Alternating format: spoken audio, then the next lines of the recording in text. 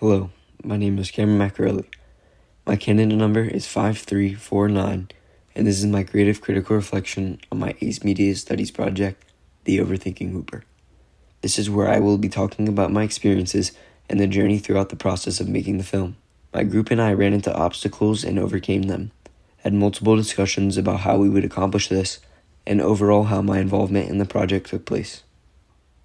First and foremost, before the project was even an idea, we had to create one and decide what genre and plan we would use. The group and I originally decided to do horror as our 2-minute film idea. Then out of nowhere, a thought came to my mind. I let my group know that we should conduct the project around the genre of sports about a basketball player who gets up every day and grinds. While the antagonist is lazy and talented, but hard work beats talent at the end of the day. The cast would be high school basketball players ages 15 to 16, which my whole group is. Next, we had to pick a setting for our film's idea. One area we picked was Carter McMillan's house, as it was the most convenient for everyone. We used different parts of the house to represent that we were in different places, giving the illusion of Danny and Carter were at their houses. The second area was a local park near Carter's house in his neighborhood.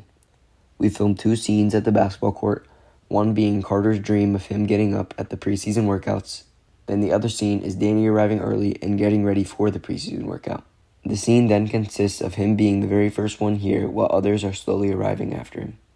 In more specific details, the scene opens with Danny Bank, the overthinking hooper, getting up, seeming to be his regular everyday routine of getting up early to go play basketball.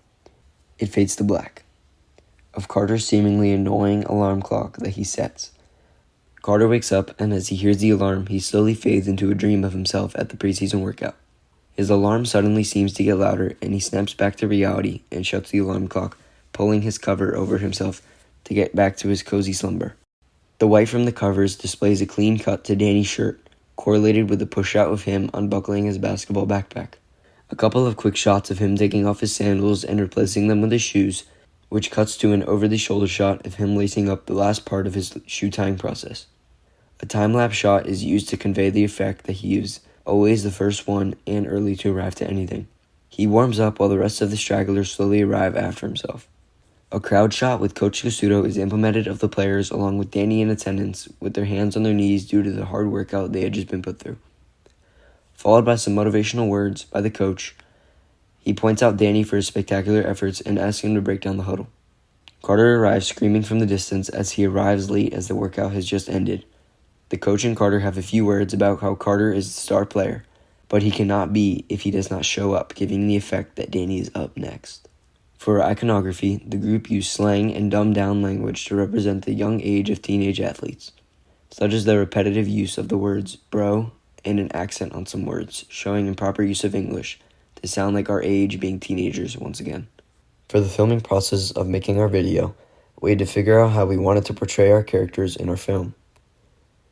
The decision we made was Danny would be the overthinking hooper, Carter would be the antagonist and represent the lazy, talented hooper, Luke would be the coach of the team, and I myself would be the cameraman who would also edit the film. Carter and Danny having outfits of them both in shorts and pants. When they go to sleep with no shirts on, then they both in the film have basketball outfits on with shirts, shorts, compression pants, shoes, etc.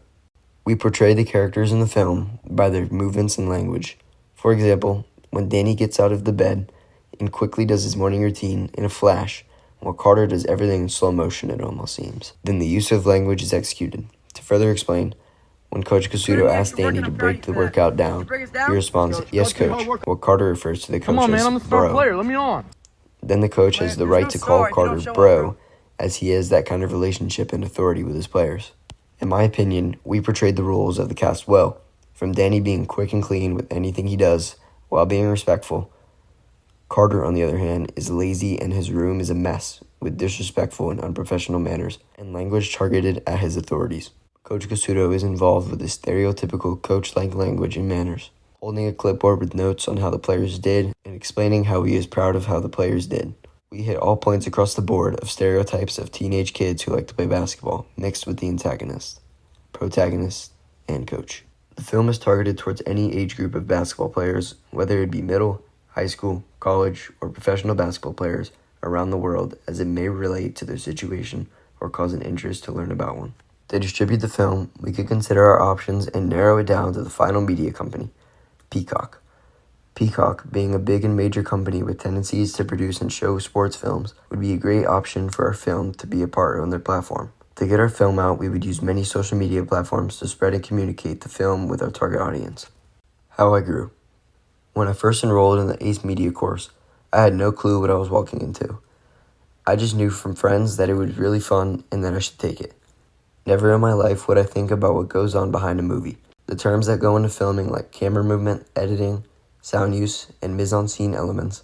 All of this information I had never known and eventually had to pay off in the film as it was much easier to take control of the camera and the different positions it can be put into. With all of my media knowledge, it has been represented and displayed in our film. For our film, we used my iPhone 13, Danny's iPhone 14, a skateboard, headphones, the editing platform InShot, and the iPhone's flashlight setting. Using all of the sources of technology was an extreme aspect of the film. It would not even have been possible without these elements of media and the accessibility of this equipment. In the end, I am grateful for all this project has taught me and my group. It was an amazing experience that I would 1,000% recreate if I could. This is my creative critical reflection, and thank you.